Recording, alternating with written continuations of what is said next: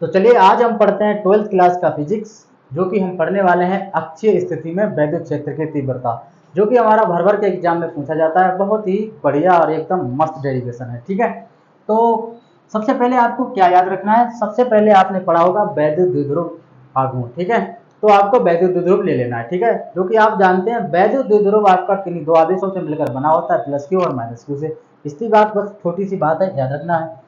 ये मान लीजिए कोई बिंदु ए है और ये बिंदु मान लीजिए कोई बी है। ठीक है, बिंदु ए पर मान लीजिए माइनस क्यू आवेश रखा हुआ है, बिंदु बी पर मान लीजिए प्लस क्यू आवेश रखा हुआ है, और जिसका मध्य बिंदु मान लीजिए ओ है, और इसकी पूरी जो दूरी है, लंबाई है, मान लीजिए ए और बी तक की, वो कितनी है, 2l है। और इसके मध्य बिंदु ओ से r दूरी पर एक बिंदु P है, जिस पर हमें क्या करना है, वैद्युत क्षेत्र की तीव्रता ज्ञात करनी होती है। ठीक है, उसके बाद में आपको क्या करना है, इस मध्य बिंदु O से इस 2l को मैंने डिवाइड किया है, एक l यहाँ तक हो गया, एक l ये, क्योंकि पूरी दूरी 2l है तो यहाँ से यहाँ तक की l हो जाएगी और यहाँ से यहाँ तक की भी l हो जाएगी। ठीक है, आगे आपको क्या करना होता है, सबसे पहले आपको प्लस क्यू आवेश के कारण निकालना है क्या चीज, विद्युत क्षेत्र की तीव्रता। किस पर, बिंदु E पर। तो आप यहाँ पर क्या लिखेंगे, प्लस क्यू आवेश के कारण तीव्रता।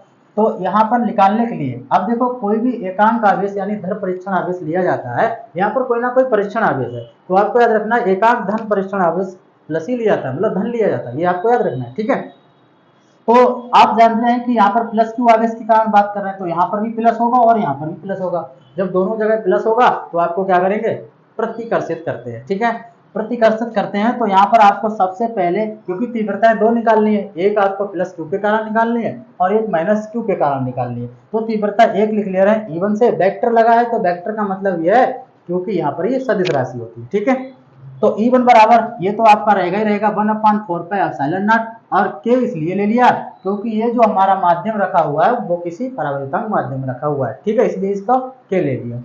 अब यहाँ पर हम बात करें किसके कारण, प्लस क्यू आवेश के कारण कर रहे हैं, तो Q, और यहाँ पर क्या हो जाएगा R minus L. R minus L कैसे हुआ, क्योंकि यहाँ से यहाँ तक आपकी पूरी दूरी है वो कितनी है, R है, लेकिन हमें चाहिए कितनी दूरी, यहाँ तक की, भाई B से P की तक की तो दूरी बात चाहिए, क्योंकि हमको क्या करना है, प्लस Q के कारण निकालना है, तो यहाँ से यहाँ तक की दूरी की बात करेंगे। तो ये यहाँ तक पूरी R है, तो हमने क्या किया, इसमें से ये यहाँ से यहाँ तक पूरी R में से ये L घटा दिया, इतनी दूरी घटा दी, तो हमको ये दूरी मिल जाएगी कितनी, R माइनस एल, और ये हो जाएगा होल स्क्वायर। ठीक है, अब बात करते हैं दिशा B से क्या होगी, P की ओर, क्योंकि ये दोनों प्लस हैं तो प्रतिशत करेगा, तो ये इधर के लिए भागेगा। ठीक है, इधर थोड़ी ना जाएगा, इधर के लिए जाएगा, तो ये हो जाएगी दिशा आपकी B से P की ओर। नेक्स्ट आपको क्या याद रखना, माइनस क्यू आवेश के कारण तीव्रता, माइनस क्यू आवेश के कारण दूसरी तीव्रता को कैसे लिखेंगे, E2 से लिखेंगे।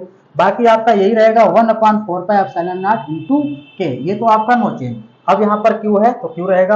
अब यहाँ R प्लस एल स्क्वायर कैसे आया, R प्लस एल स्क्वायर का मतलब क्या है, क्योंकि अब हम इस वाले बिंदु की बात कर रहे हैं, अब हमको चाहिए यहाँ से लेके यहाँ तक की दूरी पूरी चाहिए, तो मध्य बिंदु तक की, यहाँ से यहाँ तक की दूरी R है, और ये वाली दूरी मैंने और ले ली, मतलब यहाँ तक की तो दूरी पूरी पता है R है, और इतनी दूरी और जोड़ दो L, तो क्या हो जाएगी, R प्लस एल का होल स्क्वायर।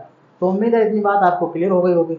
आगे आपको क्या करना है, अब निकालने परिणामी तीव्रता, मतलब दोनों का जो परिणाम निकल के आ रहा है वो कितना है। ठीक है, क्योंकि यहाँ पर वैसे हम लेंगे E बराबर E1 प्लस E2, लेकिन ये ना हो के परिणामी तीव्रता का निकालने का मतलब ये दोनों का जोड़ दो, परिणाम कितना हो जाएगा, लेकिन ये ना लेके हम लेंगे E बराबर E1 माइनस E2। ऐसा क्यों करने वाले हैं, ऐसा इसलिए करेंगे क्योंकि इनकी दिशाएं विपरीत हैं। ठीक है, क्योंकि इसकी दिशा P से एक ही ओर है, क्योंकि इधर के लिए, क्योंकि यहाँ पर जो आपका आवेश है वो कैसा है, प्लस है, और यहाँ पर माइनस है, तो माइनस वाला क्या करेगा, आकर्षित करेगा, तो ये इधर के लिए जाएगा। ठीक है, और प्लस क्यू के कारण इधर के लिए जाएगा, तो इसकी दिशा क्या हो गई, P से A की ओर, इसकी दिशा क्या हो गई, B से P की ओर।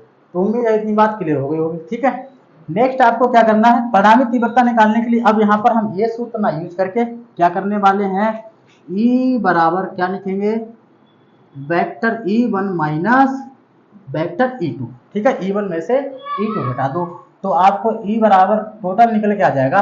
तो E1 का मान कितना है, यही तो है, तो ये हो जाएगा आपका कितना, 1/4πε0 इंटू के, ये कितना हो जाएगा आपका Q, और ये हो जाएगा आपका R माइनस एल का होल स्क्वायर। ठीक है, फिर यहाँ पर क्या है, माइनस के बाद यहाँ पर आपका E2 का मान ये रहा, ये कितना है आपका 1/4πε0 4 पाई एप्सिलॉन नॉट इंटू के, यहाँ पर क्या हो जाएगा आपका Q upon R plus L का होल स्क्वायर। ठीक है, तो ये बात आपको करनी है। अब अगर आप देख सकते हैं तो देखेंगे कि दोनों जगह से आपका ये वाला पॉइंट और ये पॉइंट आपको कॉमन नजर आ रहा होगा। कॉमन का मतलब जो दोनों जगह से प्राप्त हो जाता है उसे हम कॉमन ही बोलते हैं। ठीक है, तो यहाँ से भी मिल रहा और यहाँ से भी, इस चीज को हम कॉमन ले लेंगे। तो ई बराबर क्या हो जाएगा 1/4 पाई एप्सिलॉन नॉट के, Q को बाहर ले लिया तो यहाँ क्या बचा आपका, यहाँ कुछ नहीं बचा तो 1, नीचे क्या बचा आपका R माइनस एल का होल स्क्वायर, माइनस यहाँ से भी कॉमन हो गया 1 बचा तो क्या बचा R प्लस एल का होल स्क्वायर। ये चीज आपकी बच जाएगी। ठीक है, आगे क्या करें, अगर आप देखें तो ये भिन्न टाइप का बन गया, इसकी गुणा ऐसे, इसकी इससे, इसकी ऐसे गुणा करा देंगे। ठीक है, तो ये ई बराबर क्या हो जाएगा, ये तो आपका ऐसे ही रहेगा 1/4 पाई इंटू क्यू, गुणा कराएंगे तो ये बन जाएगा आपका R प्लस एल का होल स्क्वायर, यह बन जाएगा आपका R माइनस एल का होल स्क्वायर, नीचे आपका बन जाएगा R माइनस एल का होल स्क्वायर और इनटू में आ जाएगा R प्लस एल का होल स्क्वायर। ठीक है, तो इस चीज को ऐसे बंद कर देंगे।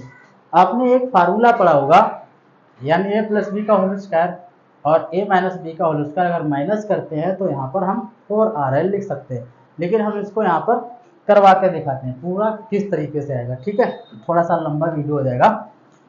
तो क्या करेंगे, ये तो आपका ऐसा ही रहेगा 4 पाई एप्सिलॉन नॉट इंटू के, इसको हम नो चेंज करेंगे तो इसको मैं क्या लिख सकता हूँ, ध्यान से देखना। ये है, देखो ये तो बन गया आपका a प्लस बी, यानी कि a माइनस बी और a प्लस बी, इसका आपका एक सूत्र होता है a प्लस बी और a माइनस बी, इसको हम लिख सकते हैं a square minus B square, ये आपका सूत्र होता है। और होल स्क्वायर लगा है तो ये होल स्क्वायर है तो आपका होल स्क्वायर आ जाएगा, क्योंकि यहाँ पर दोनों जगह स्क्वायर लगा तो इसका ऊपर क्या हो जाएगा होल स्क्वायर हो जाएगा। ठीक है, आगे बढ़े तो क्या करेंगे, इसकी जगह पर a प्लस बी यानी a प्लस बी का whole square, a minus B का होल स्क्वायर, इसको हम लिख सकते हैं 4ab। ठीक है, तो यहाँ पर 4ab ना होकर 4RL है तो इसको हमने 4R लिख दिया।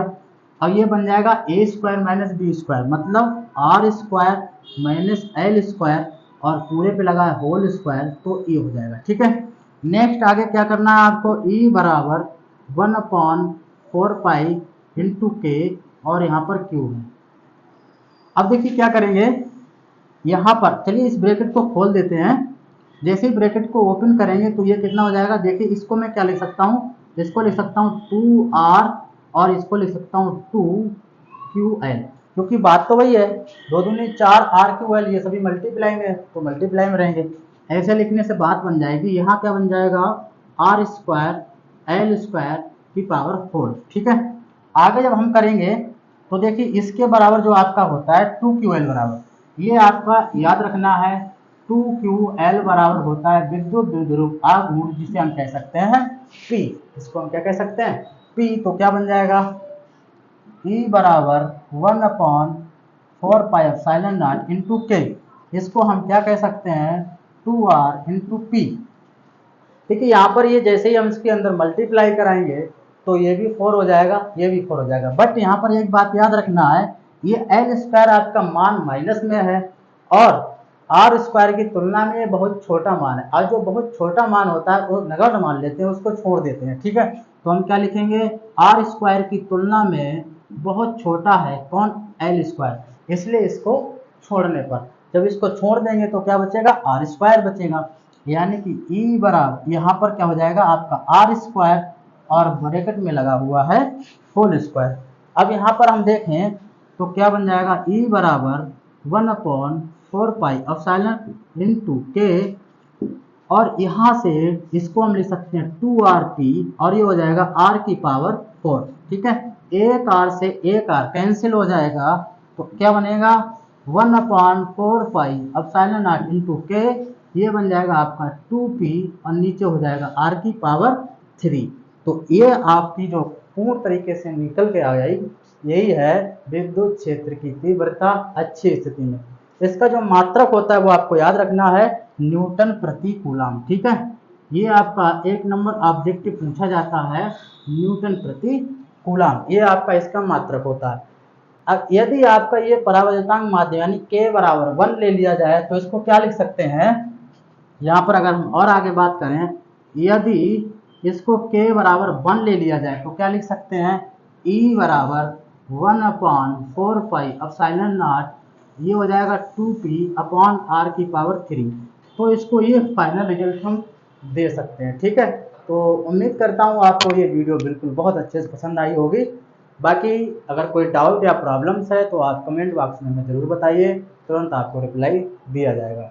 धन्यवाद। जय हिंद, जय भारत।